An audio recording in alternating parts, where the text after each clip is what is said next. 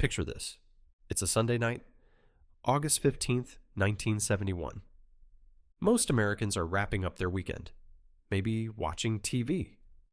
Maybe putting the kids to bed. Nobody's thinking about money. Not the global kind, anyway. Then Richard Nixon comes on the air. He says he's making a temporary adjustment to the economy. He says it'll protect American workers. He says, and I need you to hear this, he says it's good for you. It was not good for you. Accordingly, I have directed the Secretary of the Treasury to take the action necessary to defend the dollar against the speculators. I have directed Secretary Connally to suspend temporarily the convertibility of the dollar into gold or other reserve assets, except in amounts and conditions determined to be in the interest of monetary stability and in the best interest of the United States. That one Sunday night, in a 15-minute speech that most Americans fell asleep watching, Nixon quietly broke every dollar in your wallet. And the wild part? Nobody, not the news anchors, not the economists, not your parents or grandparents, nobody really understood what had just happened. Until now. Welcome to The Money Heretic. Let's talk about 1971. To understand why 1971 matters, we need to go back even further, to 1944. World War II is nearly over. The Allies know they're going to win, and they're already thinking about what comes next. Specifically, how do you rebuild a global economy that just got blown to pieces? So in July of 1944, delegates from 44 countries packed their bags, traveled to a fancy hotel in Bretton Woods, New Hampshire, and spend 3 weeks designing the financial architecture of the modern world. No pressure. Here's what they came up with. Elegant, actually. Every currency in the world, the British pound, the French franc, the Japanese yen, all of them would be pegged to the US dollar. And the US dollar? It would be backed by gold, fixed at $35 per ounce. That's it. That's the whole system. Every currency on Earth connects back to a metal sitting in a vault in Kentucky. And why the dollar?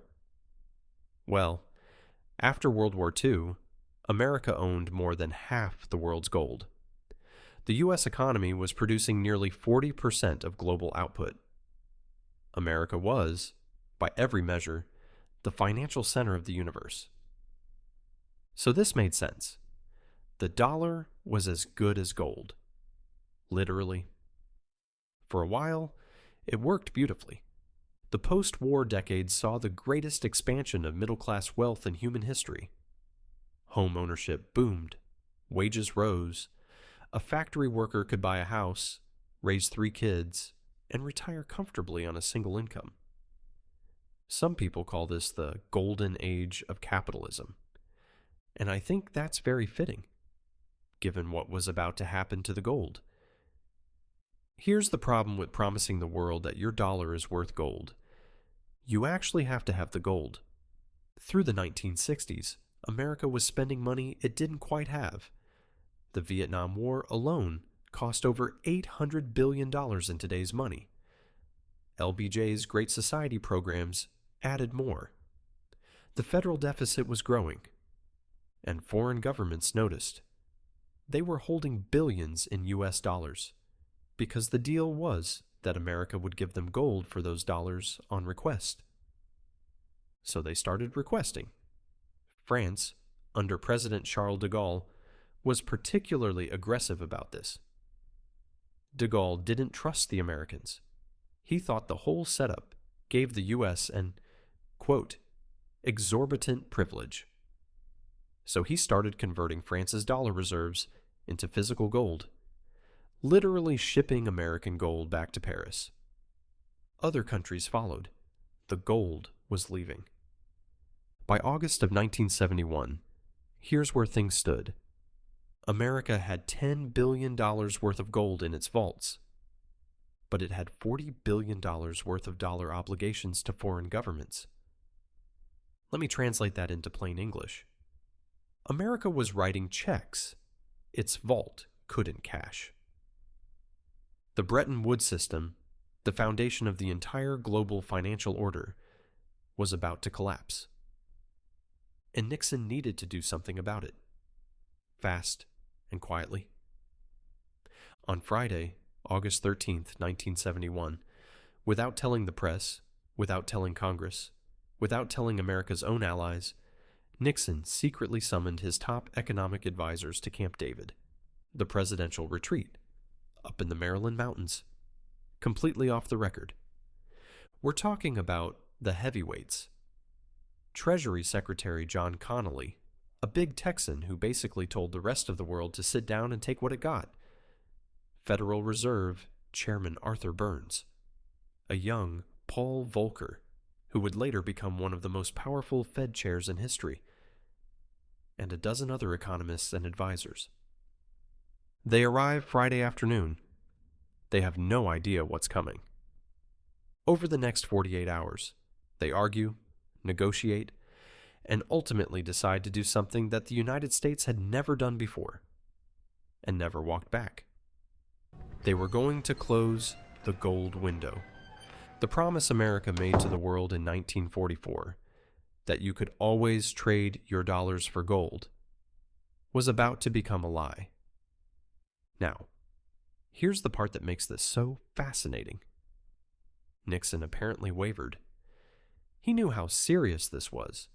He knew they were breaking a global promise, but Connally, the big Texan, reportedly told him something that captured the whole spirit of the moment. He said, "The dollar is our currency, but it's everyone else's problem." And on Sunday night, August 15th, 1971, after 48 hours of secret meetings, Nixon went on television, told America he was making a temporary adjustment, and closed the gold window. The Bretton Woods system was dead. And only once in that long speech did Nixon mention gold. The man announced the biggest change to the global monetary system in a generation, and called it a temporary fix to help working Americans. Temporary. That was 55 years ago. Still temporary. Okay, so what actually happened to your money after 1971? Let's look at the data, because this is where it gets personal. In 1971, $1 could buy a certain amount of stuff: groceries, gas, a movie ticket. Today, to buy that same amount of stuff, you need $8.15. That's not a typo. The dollar has lost over 87% of its purchasing power since Nixon's speech. Another way to think about it: if your grandfather put $10,000 in a savings account in 1971 and earned basically no interest, that money in real terms is now worth about $1,200. Before 1971, for nearly 200 years of American history, the dollar was one of the most stable currencies in the world. Prices rose slowly. Sometimes they even fell. After 1971, inflation became a permanent feature of American life. Not an accident, not bad luck. A design feature of a monetary system with no anchor. Because here's what changed when the dollar left gold. Before 1971, if the government wanted to spend more money, it needed more gold. There was a physical limit. After 1971, the government could just print more dollars. The only limit was how much inflation the public would tolerate before they started asking uncomfortable questions. And Americans, God bless them, are very tolerant. Now, I want to be clear about something. I'm not here to tell you 1971 was some evil conspiracy by cackling billionaires. The people in that room at Camp David were trying to solve a real problem. The Bretton Woods system was genuinely breaking. Something had to give. But And this is a big but. The solution they chose had very different effects depending on where you sat in the economy. If you owned assets, stocks, real estate, gold, the post-1971 era was fantastic. Asset prices went up, sometimes way up. The S&P 500 is up roughly 3,000% since 1971. Real estate in major cities is up even more. If you worked for wages, real wages, wages adjusted for inflation, have moved down for 50 years for the average American worker. You're working harder and harder. The number on your paycheck is bigger. But what it actually buys, a lot less than your parents. The system didn't make money disappear. It just quietly transferred it from people who save dollars to people who own assets. And if nobody explained that to you growing up, now you know. That's why this channel exists. So what do you do with this information? Well, that's what The Money Heretic is all about. Because knowing the system is broken is only half the battle. The other half is learning to work it anyway. In the next video, we're going to look at the Federal Reserve, a bank that controls the price of every dollar in your pocket. A bank that has never once been fully audited. And a bank that, here's the kicker, isn't actually part of the federal government. Yeah, we're going there. This channel is just getting started. Be one of my first subscribers if you want the real story.